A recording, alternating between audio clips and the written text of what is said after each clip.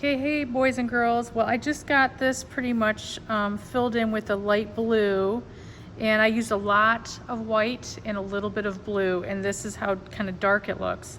So I'm still gonna stick with my big brush for a second, and I'm gonna take some of my white paint. Oops, I think there's black in that paint. Whoops. I'm going to clean it off on my paint mat a little bit. And I'm gonna take some white paint, and I'm gonna kind of try to almost have like not a lot of it on my brush, and I'm gonna do like kind of the side of my brush, kind of like there's some soft little like white caps here, and I'm gonna kind of try to do that through this. And I'm letting my brush be really dry, because then it gives that scratchy look, like it's like just a little whisper hint of some like a white cap in the water. You don't want a solid white. You want it to look like it's white sitting on top of your blue paint, but it's not like a heavy like white. Like that's almost a little too white. So I'm going to clean off my brush a little bit, kind of flatten that down a little bit, smooth it down, kind of get that around. And you can tell that I really covered up a lot of my I can hear my brush, I should say, when I'm doing this, because it's so dry. I covered up a lot of my palm tree, and wasn't so neat about painting my boat. And that's okay, because I'm gonna do that later.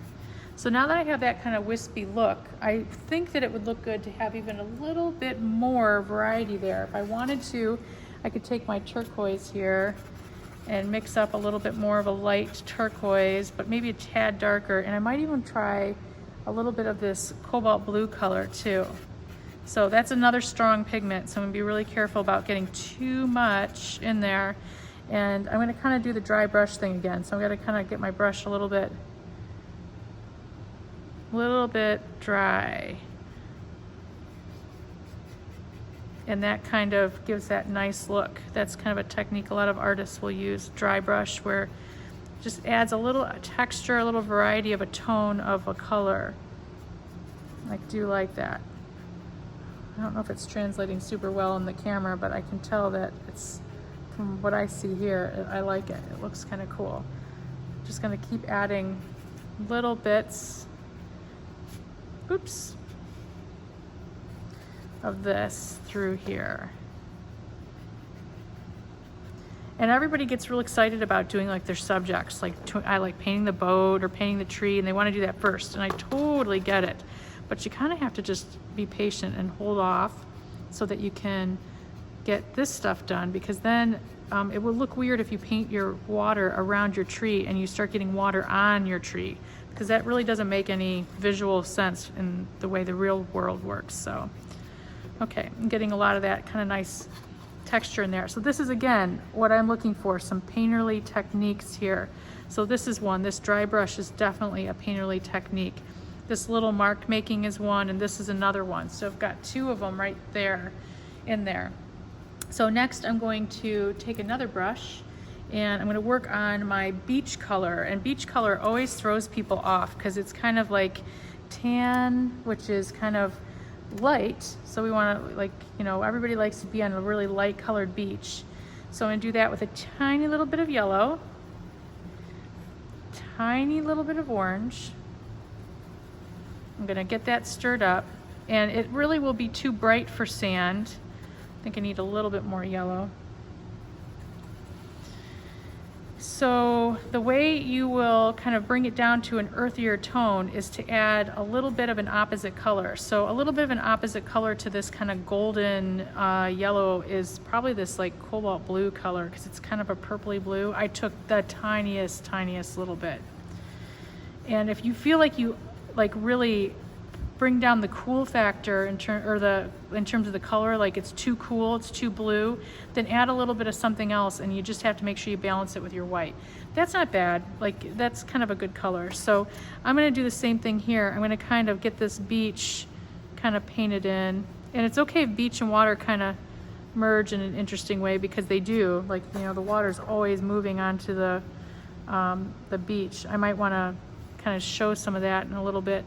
But again, I'm gonna paint this kind of flat, and then do something painterly on top of it. So let me get this painted in. I hope I mixed enough color. I might have to make a little extra, stretch it a little bit. Sometimes you can stretch it by just picking up some white on your brush and smoothing that down, dipping in a little bit of water, but I don't have any water here. I've been trying to paint without any water, which is a way a lot of art, like this type of paint, you really don't rinse your brush in between. You just kind of take new paintbrushes and a little bit more of that blue. Did I get any? There we go. Okay. And oops, that's really dark. I don't like that. There we go. Just gonna add a lot of white to it to overcompensate. I kind of liked the golden part of that, so I think I just needed a little more yellow and definitely a lot more white. Okay, let's see. Hopefully this is a little darker, but might take a little bit more white. And having that variety where I just kind of ran out of paint, it actually helps a lot with my composition of terms of sand. You know, you do have lights and darks in different places, and it could be the simple shadow from a cloud above, or it's just the sand it does have different rock parts and different colors. So now I can take a skinnier brush. Let's see if I've got a skinnier brush to kind of go in and maybe add some little texture. And I might just take some white. Just kind of like, you can almost just roll your brush around a little bit. Mixture of this. Give a little bit of a sandy kind of texture.